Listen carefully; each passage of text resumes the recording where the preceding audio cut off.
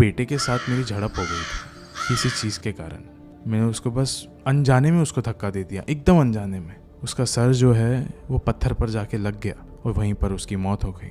रमेश ने कहा कि मुझे कुछ समझ में नहीं आ रहा था कि मेरे हाथों मेरे खुद के बेटे का कत्ल कैसे हो गया। मुझे लग रहा था कि मेरी जो बीवी है, मेरी जो पत्नी है, वो जाएगी पुलिस स्टेशन, मुझे अंदर कर देगी। हर चीज़ों का गिल्ट था मुझे। लेकिन उस वक्त मैंने एक अजीब सी चीज़ करी कि मैंने वहीं पर रेत पे उसको दफना दिया।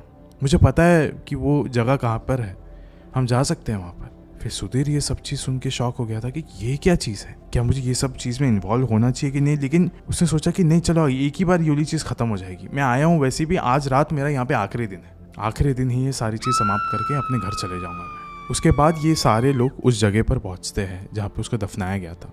उसको खोदते हैं और उसकी लाश को निकालते हैं। उसका जो चेहरा है बिल्कुल भी समझ में नहीं आता कि ये किसका चेहरा है वगैरह, कुछ याद नहीं आ रहा था। इसका मतलब वो जो बाप था अपने बच्चे का चेहरा देख ही नहीं पा रहा था बिल्कुल भी, क्योंकि पूरी तरीके से सड़ चुका था वो। फिर उसके बाद सुधीर कहता है कि अब आ ही गए हैं तो अंतिम संस्कार भी आप कर दीजिए, कम से कम उसके आत्मा को मोक्ष तो प्राप्त होगा, शांति मिलेगी उसकी आत्मा को। फिर उसके बाद अंतिम संस्कार की विधि चालू होती है मणिकर्णिका घाट पर। वो जो अंतिम क्रिया करने वाले पंडित जी रहते वो आते हैं, सारी चीज़ें करते हैं। सारी चीज़ें होने के बाद ना एक अलग ही किस्म की शांति मिलती है सुधीर को कि चलो शायद से इसकी आत्मा को शांति मिल गई होगी अब तक, उस लड़के के छोटे भाई को।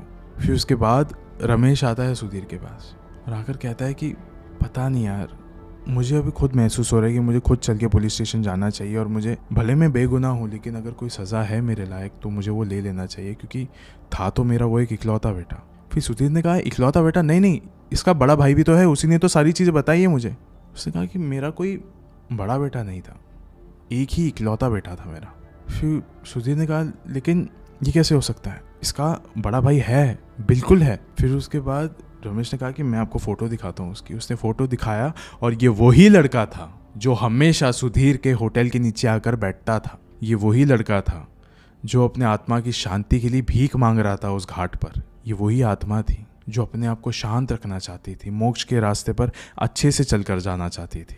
जो वो मांगती थी, जो उसने मांगा, 2 महीने से हर जगह भटक भटक कर मांगा, आज वो उसको फाइनली मिला। सुधीर काँप चुका था। उसने कहा कि इतने दिनों से मुझे जो दिख रहा है, जो मिल रहा है, वो कोई और नहीं, बस ये जो मेरे सामने जल रहा है ये उसकी आत्मा थी। सुधीर एकदम शांति से उस घाट के ऊपर बैठ गया और वो उस तालाब के ऊपर देखने लग गया बस कि ये ज़िंदगी क्या है, हम जीते कैसे हैं, मरते कैसे हैं, ये ज़िंदगी कितनी छोटी सी है।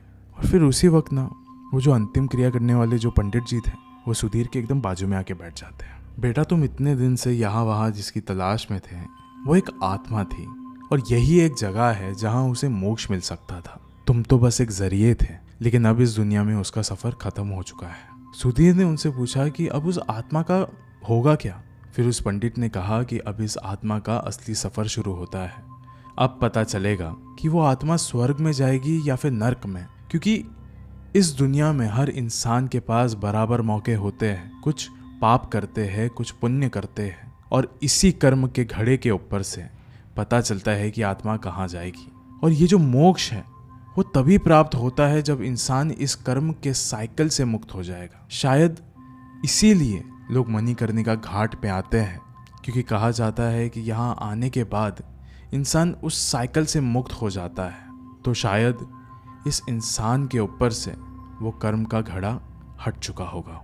सुधीर ने अब ये सारी की बातें सुनी और अभी पंडित जी को उसने कुछ बोला ही नहीं, कुछ नहीं कहा, बस प्रणाम किया और उठ के बस वहाँ से निकल गया।